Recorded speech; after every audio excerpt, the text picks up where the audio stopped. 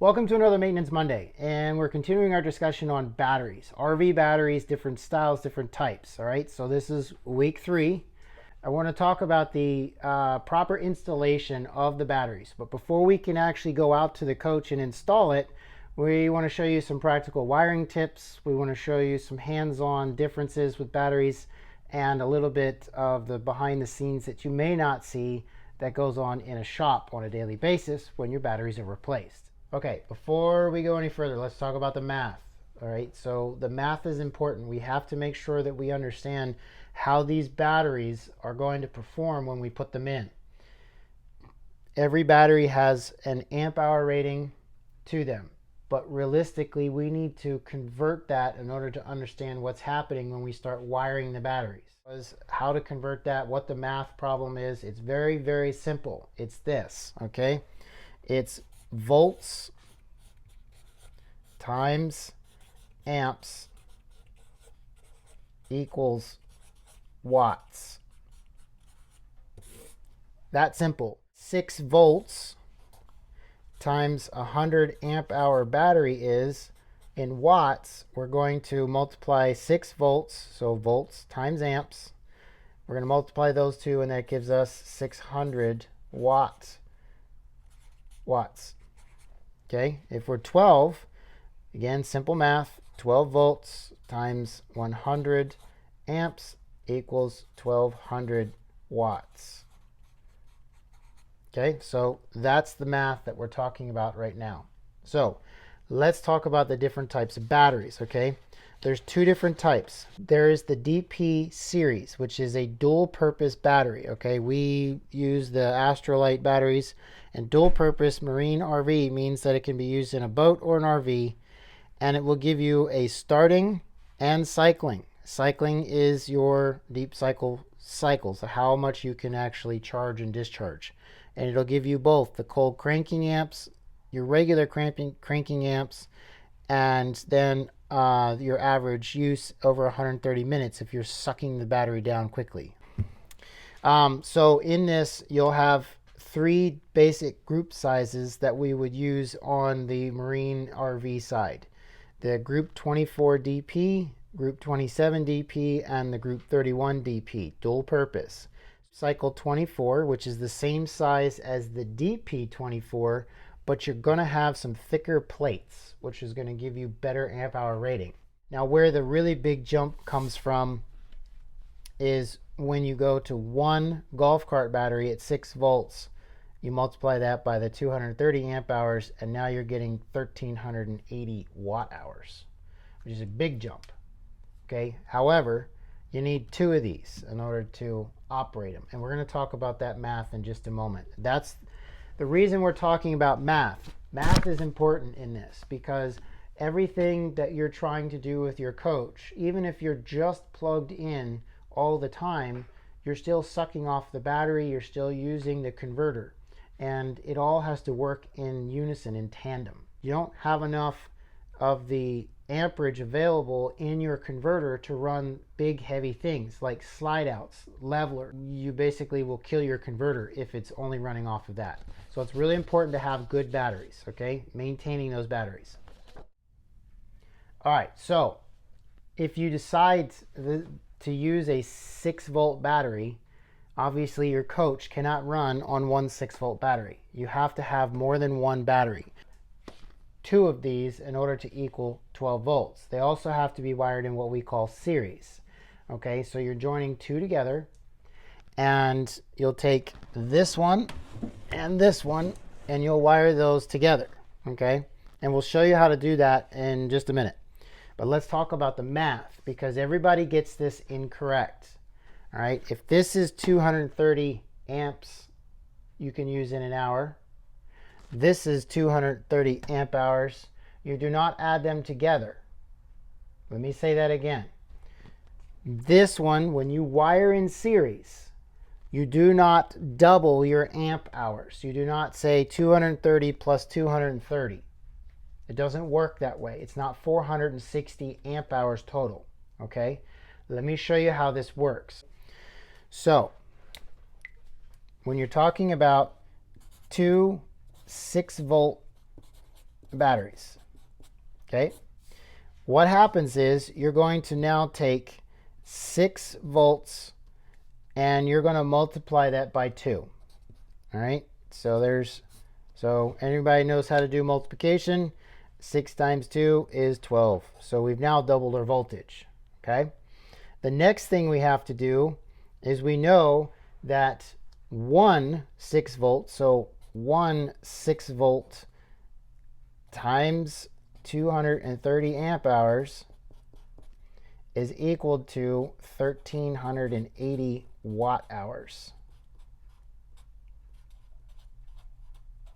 Okay, now with that equation in mind, now we're going to take this and we're going to now take 1380 times 2, because we have 2 batteries, and we're going to take this equation and we end up with 2760 watt hours. Okay, so we're going to say 2760 divided by 12 volts equals 230 amp hours.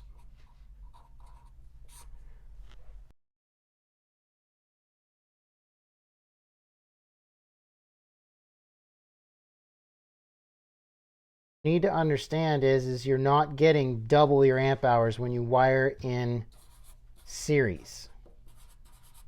Very important. Okay, and this is the misconception that a lot of people have. They think, oh, I get 2 big golf cart batteries and I get 460 amp hours.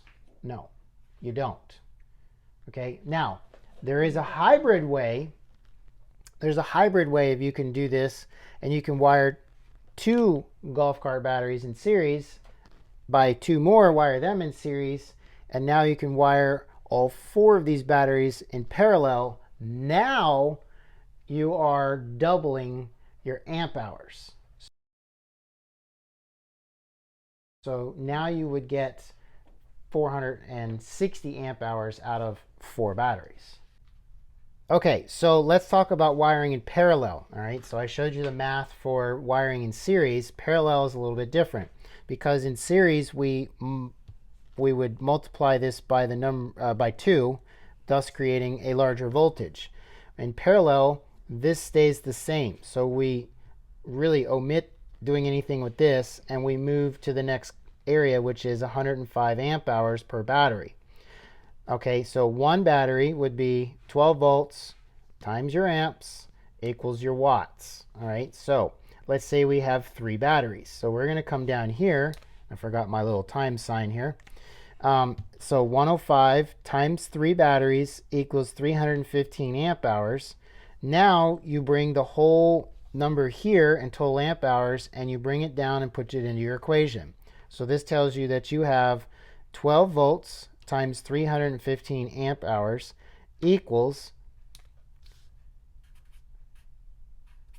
3780 watt hours. So in watts, this is how much you would be able to use total in all of what you have in the 3 batteries you have in your bank.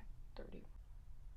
Okay, so it is so vitally important to understand what's going on, okay, with batteries. When you wire these batteries up, you must, it's not going to hurt your systems if you have 6 volt, nothing's going to run. So if you wire these incorrectly, 2 6-volt batteries, you end up with 6 volts. No harm, no foul. If you wire 2 12-volt batteries in series, now you're doubling your voltage and you are now going to ruin a lot of electronics that are on board your RV. All right, so let's talk about wiring. How do we wire these batteries? When you wire up these, all right, let me show you this, okay? Just to prove to you, here is, I've got my meter. This is a meter I recommend. It's a Klein Tools CL390. That's another reason why I like this, because it has a little holder. So what we're going to do is put this on the negative, okay? And we're going to put this on the positive. Remember I told you each cell is 2.1 volts? Well, this is maximum capacity and it's at 6.36 volts. Okay, they're always going to sit usually right around that, plus or minus. So let me show you how to wire these in series. Okay. Very simply, I'm going to use this short wire. Now, I recommend using a red wire. This red wire is a little too long for what I'm going to do with it, so I'm going to use this short black wire, and we're going to show you wiring in series. Okay, so we're going to take the positive of one battery and the negative of another battery, and that has now just created a bigger battery. So now what we've done is we've taken 6 volts, 2.1, 2.1, 2.1, 6.3, and we've done what the battery company has done with these guys over here. Folks, make sure that you have the meter in DC when you're checking this, always, okay? I make mistakes all the time putting it in AC and the voltage doesn't work out right. All right, so now that we have plus here, negative here, jumpered there, we're going to put this on the open negative on this side, and we're going to put this on the open positive on this side, and looky there, 12.7 volts. So now we have just wired this in series. What you want to do when you wire something in series, you always want to be pulling off of here and here, because here's why. All right, just turn my meter off, turn it back on. See, if you wire something in, and a lot of times they'll do separate battery banks, this here and here is still 6 volts. So if you wire in, let's say you pull off of here and you want the negative off of here, and whatever needs to be an accessory, if you pull the negative off of here and put it onto your coach's frame, now you're only doing 6 volts. So anything that you put on this side isn't going to work. So you have to remember they have to be these terminals never get used once you wire in series. This is the only thing that they're used for. You then wire in here and here, and now you've got your 12 volts. Okay, so now we've talked about 6 volts. Now let's move on to 12 volt batteries. Okay, let me show you. We're going to, again, negative to negative, positive to positive, and you can see this is 12.6 volts. Same thing over here, positive to negative, and that's 12.5 volts. Now, just because this is 12.6 and this is 12.5 does not mean that it's a bad battery. Remember, parallel does not change the voltage. It does change your amperage, amp hours, okay? So it doubles your amp hours, but does not double your voltage. But just for kicks and giggles, let me show you what not to do first, okay? Again, this is do not do this, but I'm showing you how you can double the voltage on here. Now what I've done is I've jumpered negative to positive. Now what happens to your voltage? Watch this. Negative to positive, 25 volts. So if you wire your 12 volt batteries in series and then you connect up your electronics positive to negative like this, you're going to run 25 volts through something that was meant for 12. And this is why I always recommend that you get your meter out and you test to make sure that you have proper voltage. Because if you do not have proper voltage with 12 volt batteries and you wire in series like this, you're going to end up with 24 volts plus coming out of the batteries combined. We do not want that. We want it to be 12 volts when we're done wiring a 12 volt battery bank. Now we've wired negative to negative, okay? This is parallel wiring, negative to negative, black wire, all right? You always want black wire, and you always want to go negative to negative. Now we have our red wire. Red is always positive when we're wiring up battery cables, and we want to go positive. Let's stick this under here. Positive to positive. Okay, positive to positive. Now, Warren, you're going to put nuts on here and all that stuff. I'm just doing this for demonstration purposes. Turning on our meter, and like I said, we always want to check. The only way I recommend doing this, there's many different ways they can hook up a battery. just like wiring in series, when we hook up our leads from our coach, our ground to the frame and all of our ground connections, and our power lead, which would be our 12-volt hot lead, the way that I do this is I always go opposite. So I'll pick up positive here, negative here. What you want to do though is you want to test to make sure that it's correct. So we're going to put our meter on the hot lead, the plus and the negative, and make sure we have 12.6 volts. Now I'll switch and I'll go here and make sure I have 12.6 volts. I know this sounds weird, but now I'm going to go here and I'm going to make sure I have 12 volts. I'll go back over here again and check and make sure I have 12 volts. All right, so no matter where I put the connections on here, if I've wired this correctly, no matter what combination you do with positive, negative, it will always be 12 volts, period. Okay, now it's safe to hook it up to your coach. On your wiring, they'll be printed on here, okay, or stamped in. This one has stamps, so it's really hard to show on camera, but just trust me on this. This is 4-gauge wire. It says 4 AWG, which is American Wire Gauge, is what that stands for. So you don't want to use too small of a gauge. I would say you want to be somewhere around the 2 or 4 gauge wiring if you're just wiring multiple batteries together. That's a good, comfortable aspect. If you're going to be wiring in inverters, then you're going to want a bigger gauge, anywhere from 2 gauge or aught, sometimes double aught, depending on how much you're planning on using. Okay, and every battery bank you set up is going to be different. So do your research and your homework before you start setting it up. So too small of a gauge, right? So the smaller the number, the bigger the wire.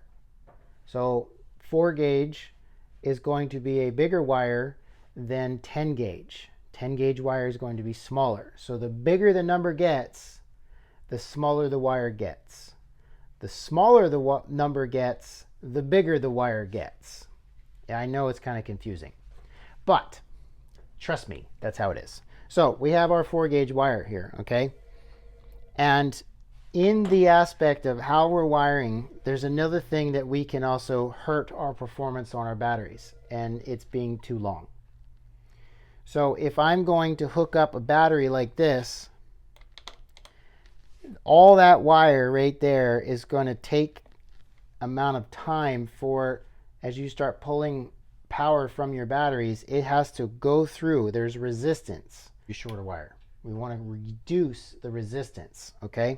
We want to hook up the battery so that they're equal distance, okay? So your next terminal should be here. So realistically, this piece of wire can actually wire both sides if we needed it to, because there's enough wire. But again, you want to keep black on negative and red on positive. So with that said, you want it to be there to there. That's how short you want it to be. Because now, as it's pulling across here, it has a really short distance to run, and it's going to be draining the batteries evenly. Okay? So if you do something like this long, right? So you got a long lead there, and then this short little lead here, and you're hooking them up, that's going to give you a lot of resistance. So therefore your batteries are not going to drain evenly as you start pulling power off of them. Okay, so the other aspect to wire length is we want to make sure that when we wire these batteries up, we again wire in parallel. You can go positive, positive, negative, negative, and then you pull off of either corner, because now it's pulling off the batteries evenly. It's not so much of a problem if you have 2 batteries in your battery bank, but as you start going 3, 4, or more, and let's say you wire them all and you daisy chain them all in here, right? Now you have your negative pulling off of this side and your positive pulling off of this side, right? Utilizing it and not charging. So boondocking, or you're off grid somewhere and you're using the power, this one's going to go down first. Then this one's trying to recharge this one. Okay, so it's leapfrogging into this one. So now you're pulling this one down to keep this one up. Okay? Then this one over here, if you have a third one in your bank, it's now trying to keep this one charged. It doesn't work. So what you want to do is you want to basically have your wiring connected opposite corners. So you're going to have it connected like this. And now when it pulls off of it, it's going to be pulling across this way and across this way evenly. So they'll drain at the same time. Okay, and when they charge, they'll charge at the same time. Versus wiring it this way, when you start charging them up, it's going to charge this battery first, then this battery, then this battery. So this battery is going to overcharge before this one reaches 100%. And obviously, if you have a third one in the bank, or even more all the way down the line, this one's going to really overcharge by the time this one's fully charged. So now you're overcharging this one and this one to charge this one. Okay, so that's why we do this, and I like it in the diagonal pattern when you're pulling and using your batteries.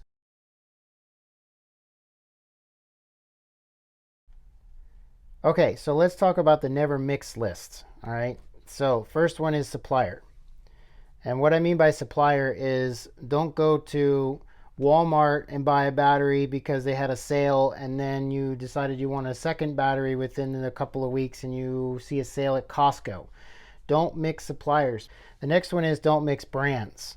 So you don't want to mix an Astrolite with a Duracell or any of the other types. You don't want to mix the brands because one brand might be built on one company and one major factory rather, and that brand may not mix with another brand appropriately. So try to stay with the same brands. If you buy two Astrolites. If it's two Duracells, whatever they are, make sure it's the same brand. Okay, next one is don't mix ages. All right, so if you have a battery that goes bad or has a bad cell, don't take an old battery out, and let's say you just bought a battery that's a year old. Okay, don't mix that battery with a brand new battery because it's already starting to deteriorate. My general rule of thumb is if the battery is within 3 to 6 months of purchase, then you can add a new battery to it. Also, you can see a lot of these batteries here. So like one up here that is 422, okay, that's the manufacture date. This one is 522, and that one's 722. So these are all within the window that I would say of the 3 to 6 months of age. That's all fine. You can mix these. But if you're outside of that, I would start to be a little leery. And one note on that, if you add a battery, say you bought this battery here that was brand new, and you have another one that's over a year old, if a cell starts to go bad and you don't know it, when you wire batteries in parallel, the good battery will start trying to support the bad battery, and then you end up with bad voltage issue and bad amp hours. Okay? So never mix age. Never mix types. That's important. And when we talk about types, let me write that down. We're talking about a flooded lead acid with sealed lead acid, which would be a AGM or gel.